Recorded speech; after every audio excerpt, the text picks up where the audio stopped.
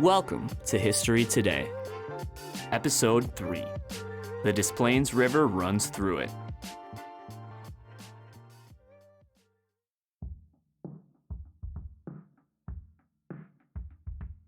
The Desplaines River is a river that flows southward for 133 miles through southern Wisconsin and northern Illinois in the United States Midwest, eventually meeting the Kankakee River west of Channahon to form the Illinois River, a tributary of the Mississippi River. The river runs right through the very heart of Joliet. The estimated 8,000-year-old river in its early existence was only about 5 feet deep. Native Americans used the river as a transportation route. When French explorers and missionaries arrived in the 1600s in what was then the Illinois country of New France, they named the waterway La Riviera des Plaines, River of the Plains.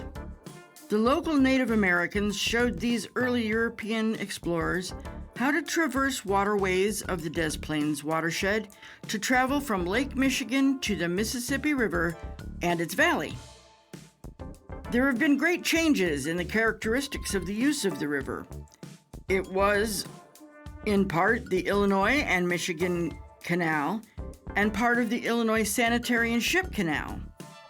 Our state's part of the river is now part of the Illinois Waterway and the Chicago Area Waterway System.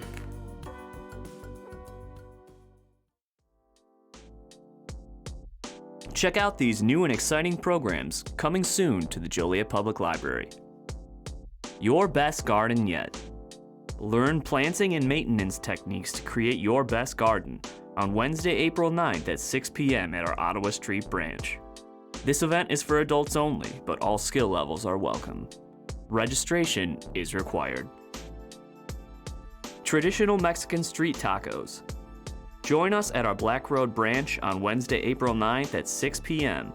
for a demonstration from an experienced chef on how to make traditional street tacos from scratch, with delicious samples provided.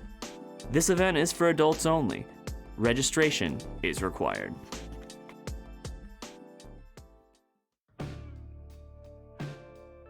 The Des Plaines River first comes into being in southern Wisconsin just west of Kenosha. It flows southward primarily through marshland, with a small eastbound twist before it crosses into Illinois. The river continues south through woodland forest preserves, districts in Lake and Cook counties, and through the towns of Des Plaines, a northwestern suburb of Chicago, and Forest Park, River Forest, and the historic village of Riverside, western suburbs of Chicago. Numerous small fixed dams have been built on the river, starting in central Lake County and continuing through Cook County. Eventually, the river turns into the southwest and joins with the Sanitary and Ship Canal in Lockport before flowing through the city of Joliet. Here it becomes part of the Chicago Waterway System and the longer Illinois Waterway. In the heavily industrialized areas around Joliet, dams control the river. A few miles southwest of Joliet, the Des Plaines meets with the Kankakee River to form the Illinois River. Those parts of the Des Plaines River preserved in mostly natural state are used for conservation and recreation, while substantially altered sections serve as an important industrial waterway and drainage channel. The original course of the riverbed was moved to the west at the town of Lockport during the construction of the Sanitary and Ship Canal in 1905, which we will mention in more detail later. This is our beautiful Des Plaines River. The Illinois and Michigan Canal connected the Great Lakes to the Mississippi River and the Gulf of Mexico. In Illinois, it ran 96 miles from the Chicago River to Bridgeport, Chicago to the Illinois River at LaSalle, Peru. The canal crossed the Chicago portage and helped establish Chicago as the transportation hub of the United States before the railroad era. It was opened in 1848. Its function was partially replaced by the wider and deeper Chicago Sanitary and Ship Canal in 1900. and it ceased transportation operations with the completion of the Illinois Waterway in 1933. A collection of 8 engineering structures and segments of the canal between Lockport and LaSalle, Peru, were designated a National Historic Landmark in 1964. Portions of the canal have been filled in. Much of the former canal near the Heritage Corridor Transit Line has been preserved as part of the Illinois and Michigan Canal National Heritage Corridor. In the 19th century, canals were an important mode of transportation. The Illinois and Michigan Canal connected the Mississippi Basin to the Great Lakes Basin. The potential canal route influenced Illinois' north border. The Erie Canal and the Illinois and Michigan Canal cemented cultural and trade ties to the northeast rather than the south. Before the canal, agriculture in the region was limited to subsistence farming. The canal made agriculture in northern Illinois profitable by opening connections to eastern markets. The first known Europeans to travel the area, Father Marquette and Louis Joliet, went through the Chicago portage on their return trip. Joliet remarked that with a canal, they could remove the need to stop and carry the boat on land until the next place where they could put the boat in the water. And then the French could create an empire spanning the continent.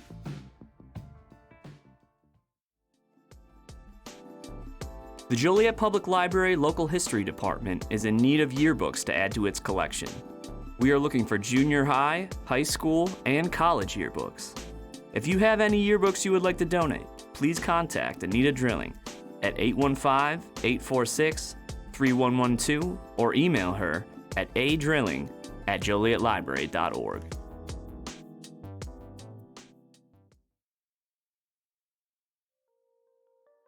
Construction on the canal began in 1836, although it was stopped for several years due to an Illinois state financial crisis related to the Panic of 1837. The Canal Commission had a grant of acreage. Some of that federal land was sold to finance the construction. Still, money had to be borrowed from eastern United States and British investors to finish the canal. For all its optimism, America still used brutal labor practices to achieve this new industrial and technological modernity. On the I&M, Irish laborers did the grueling work of carving out canal beds and with pickaxes and shovels. Canal contractors and managers often underestimated their costs and made up the difference by depriving their Irish workers of pay. Most of the Irish workers lived alone in transient work camps. Others lived with wives and families, attempting to make a life in seemingly unlivable conditions. The prevalence of mosquitoes, and therefore malaria, only made matters worse. The canal was eventually 60 feet wide and 6 feet deep, with towpaths constructed along each edge to permit mules to be harnessed to tow barges along the canal.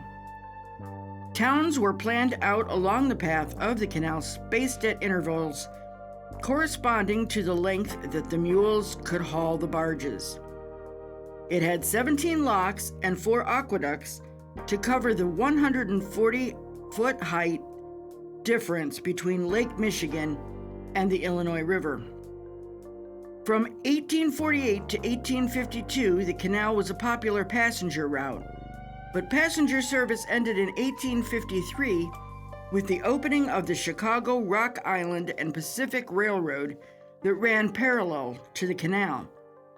The canal had its peak shipping year in 1882 and remained in use until 1933.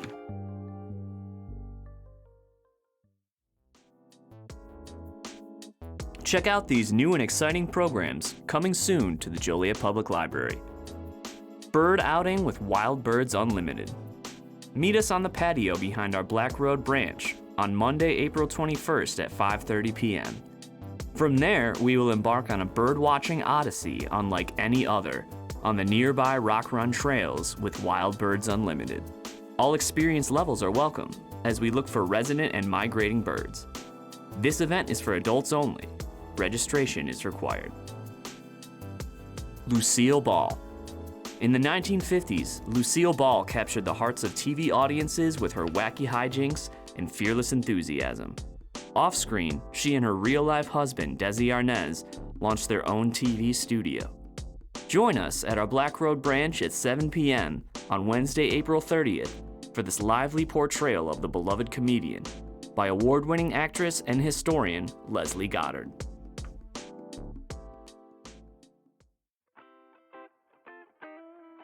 The Chicago Sanitary and Ship Canal, historically known as the Chicago Drainage Canal, is a 28-mile-long canal system that connects the Chicago River to the Des Plaines River. It reverses the direction of the main stem and the south branch of the Chicago River, which now flows out of Lake Michigan rather than into it. The related Calumet-Saguenashkee Channel does the same for the Calumet River a short distance to the south, joining the Chicago Canal about halfway along its route to the Des Plaines. The two provide the only navigation for ships between the Great Lakes waterway and the Mississippi River system. The canal was in part built as a sewage treatment scheme. Prior to its opening in 1900, sewage from the city of Chicago was dumped into the Chicago River and flowed into Lake Michigan. The city's drinking water supply was, and remains, located offshore, and there were fears the sewage could reach the intake and cause serious disease outbreaks. Since the sewer systems were already flowing into the river, the decision was made to reverse the flow of the river, thereby sending all the sewage inland where it could be diluted before emptying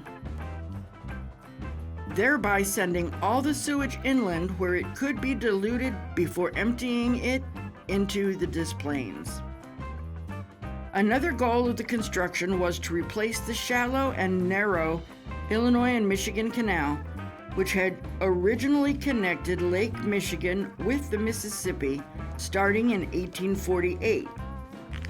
As part of the construction of the new canal, the entire route was built to allow much larger ships to navigate it. It is 202 feet wide and 24 feet deep, over 3 times the size of the I&M. The I&M became a second route with the new canal's opening and was shut down entirely with the creation of the Illinois Waterway Network in 1933.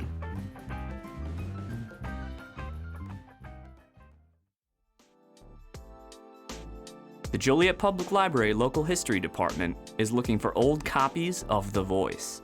The Voice was a minority newspaper published in Joliet between 1957 and 1968.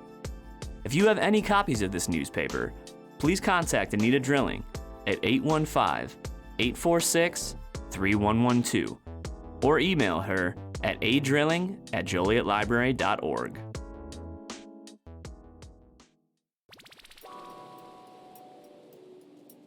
The Illinois waterway system consists of 336 miles of navigable water from the mouth of the Calumet River at Chicago to the mouth of the Illinois River at Grafton, Illinois.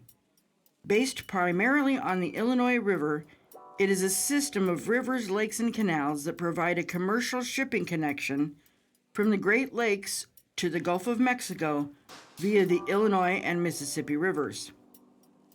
The Illinois and Michigan Canal opened in 1848.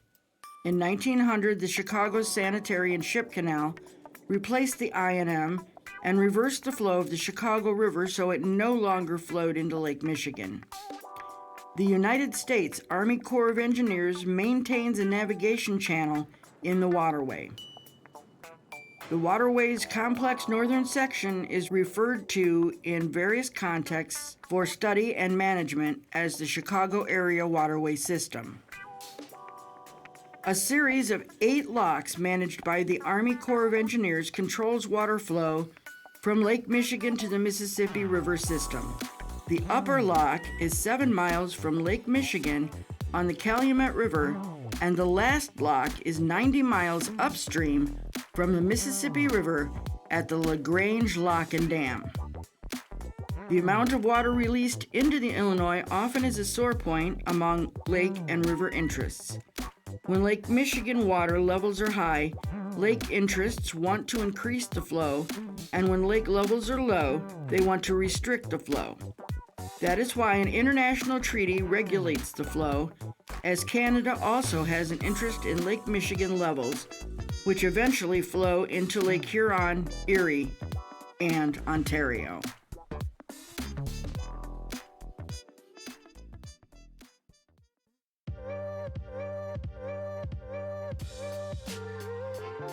This podcast was brought to you by the Joliet Public Library Digital Media Studio, in conjunction with the Joliet Public Library Local History Room. If you have any comments or questions about the content of this podcast, please contact Anneta Drilling at 815-846-3112 or email her at adrilling@jolietlibrary.org. This is Patrick Maloney, and I'll see you next time when history repeats itself.